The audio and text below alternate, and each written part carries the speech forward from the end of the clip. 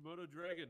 Became chameleon. Basically, okay, so good with these stuns. Welcome to another SWAT debrief. Obviously, it's unfortunate we didn't catch the bad guys, but I'm gonna say it right now, and I don't want people to hang their head low. You should be hanging their head high. We lost 5-6 officers in one explosion, and we took that shit and we turned it around. We went in there through a gauntlet of fucking bullets. Grenades were flying, bullets were flying, and we took down 4 of the criminals in there. Almost did the last one actually. I think there's only maybe 2 more or is 1 more left. I wasn't sure. Okay, so it was 2. It had to be 2. Oh, 2. Okay. Well, listen, it was close, right? The odds stacked against us. You know, things not going our way. Losing a little officer at the beginning hurts. It really does. But I think one thing we need to learn in the future going to that building is to basically scan all the upper walls of choke points or try to stun them. That way, history does not repeat itself, and we lose more officers on the first deployment. Like I said, there's a lot of positive on these negative. We can build on this. Pat yourself in the back. Everybody listen. I was really proud of the fact that you guys pushed through when I said push. Nobody hesitated. Nobody fell back. People just kept going, and we took them down. That was amazing, okay? To me, the result at the end of the day, you know, it doesn't matter. Sure, right? But the execution and the effort and everybody coming together and working as a team is, to me, is more important for this unit than anything else, because we're strong as our weakest link and strength is our numbers. So if we don't have that available, we're not working together, we'll never accomplish anything. Individual performances will never triumph teamwork in SWAT. It's as simple as that, right? So do you want me to say the lessons that we learned from our end on the back? Absolutely, yes. I need somebody to talk about that because I was not there. So go ahead, Wendy. Okay. Can everybody hear me when I talk right here? Yeah. Mm-hmm. Yes. All right. I'm just gonna talk right here because I'm not putting this cigarette out. But so we deployed up the elevator shaft. For anybody who is unaware, the elevator is located at the bottom of the stairwell through the first door on the left when you first enter the FIB building. There is a burnt out elevator shaft, and then there's an intact elevator shaft, and you can take the intact one up to the 50th floor, which puts you 2 floors below the main floor where the push occurs. Pushing the majority of the hallways was easy. I'm not going to go into horrible detail about them. It is a straight shot. It is very easy to look down the hallway, clear it, push forward, move down the next hallway. The difficulty arises when there are 2 locations that you have to grapple up. The first one is kind of a hump. It's like a 45-degree angle up that leads up 1 floor. Your glasses get really foggy when you go up that portion, but you can look through your eyes, make your way to the other end, drop down, and continue. The next bit is the troubling part. So at the location where we made our final stand there, whenever we were pushing, the area where the suspects were holed up, if you turn left, there is a hole in the ground. That is the area where the bottom hole in the ground meet each other.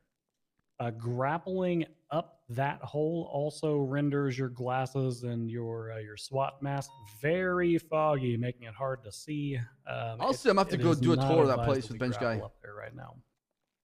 That being said, we could deploy 2 to 3 units to hold that lower section. So in the event that the upper section has a good push, we could, essentially force them like fish, shoot them down like fish in a barrel when they drop.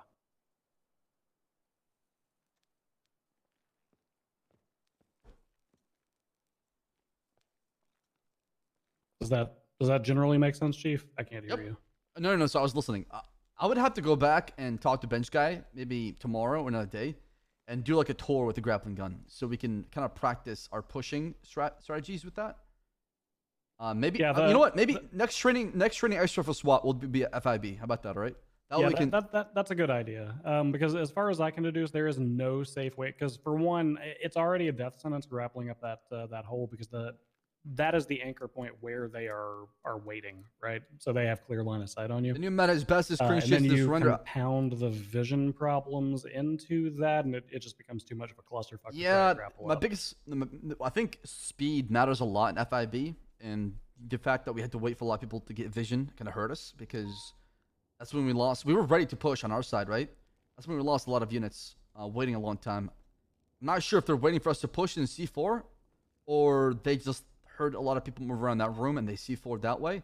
Unsure what the strategy was, but the problem is, like I said, it is very hard to fight an invisible enemy that you cannot see, right? So, like I said, in the future, I think rooms that we're ready to push through, or any rooms that lead to a choke point, we can do our due diligence and do our best part to make sure we clear the surroundings by checking all. Have you ever played Call of Duty Prop before? Anybody here played Call of Duty Prop before? Prop hunt. Yeah, Prop Hunt. Basically, it's Prop Hunt for the time being, till we have another strategy to, counter it, right? Because well, the big issue is with, I mean, if you're hunting, you basically got to shoot every square inch of a wall, right? I mean, not every single wall, though. Just the walls where you're pushing, and you know the enemy's barricaded. Like let's say like the next room, I know the enemy's barricaded. Fingal, where are you going? Bathroom? Okay, come back in 2 minutes. Make it quick. Okay. He is old.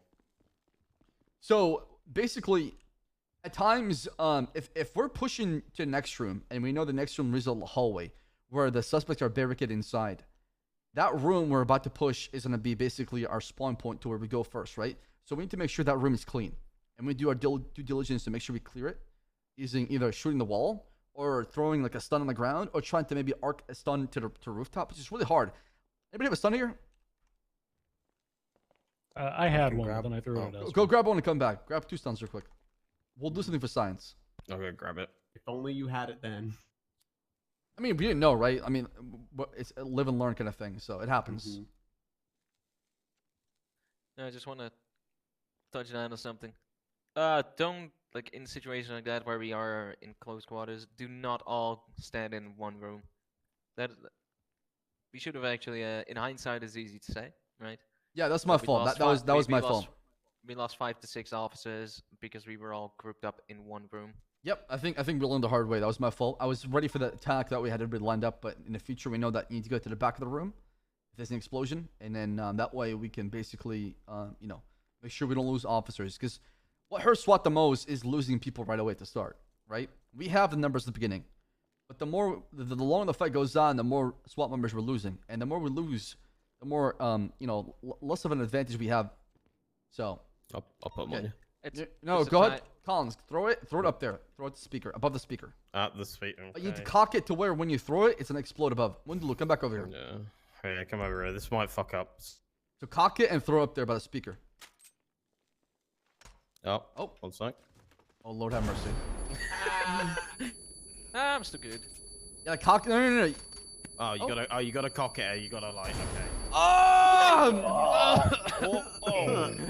I know what you mean, though. Guys, I know now, Bundy. Somebody go grab one. You gotta figure it I know out. what it feels. I get it. I understand. Why would So- RPD are stunning ourselves. So- That's So you're saying you want us to use stuns to try and clear things like that? Stuns and shooting are the only 2 tactics we have available right now that can be anti-mines or C4. Because, like I said, if you can't see the enemy, we have to try to predict that it's there already and try to blow it up before we get blown up, right?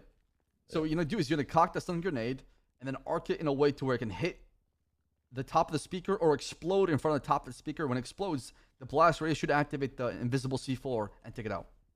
That might be some good shit for like SWAT training. And we'll do that in SWAT training. I'm gonna actually get some explosives, and when we do SWAT training, I'm gonna actually try to practice on you guys. So we'll do one next week probably. Debrief. So Yeah. Sorry for blowing everyone up, by the way. My bad. no, you're good. Was that a stun grenade? So, Yes. Chief, from now on, is SWAT training going to be open up for everybody? Everybody. We've changed the SWAT cert now. Anybody can be part of SWAT. I don't care if you're a sole cadet or now sole cadet. As long as you have a pulse and you're a police officer, you can be part of SWAT. The final note that I'll leave on is Truly the elite. again, I think we should do the next SWAT training in the FIB building if we can get Bench Guy to be on board. And Yeah, we give can us ask Bench access out that for we need. permission, and then we can do that way. And then I can have AOD get basically set up for explosives, and that way you guys can practice going into a building. They got all explosives, and your job is to disarm the explosive or blow it up in a way to where officer casualties are minimized. Yep. And I would also say that in future SWAT deployments that occur before we get to do our training up there, I would highly advise sending a small team of 3 to 4 through the bottom in order to hold that choke point lower. But I would also advise that they proceed with caution because our units were discovered attempting to grapple from the bottom to the top, which means that we might be expected down there now. Yep, absolutely. All right. Any question regarding the SWAT deployment? Okay. Everybody who's here should have a SWAT outfit ready and you know, in a locker. That way they can grab the bags. So they can grab the bag and have it on when the SWAT deployment happens. So make sure that you guys go back to the locker room downstairs. Fingal, you can do that as well. You can have like a SWAT outfit kind of ready for you. Okay. So every cadet, Misa as well. So make sure you guys have a SWAT outfit ready. So when SWAT deployment happens, we can just use it right away. Okay? Y'all dismiss. Thank you. If anyone needs a SWAT outfit, I can take it through with you. Yep. Go downstairs and Collins will help you through it. If you're female, it should be the SWAT SOPs in the master document. I just got a call, by the way.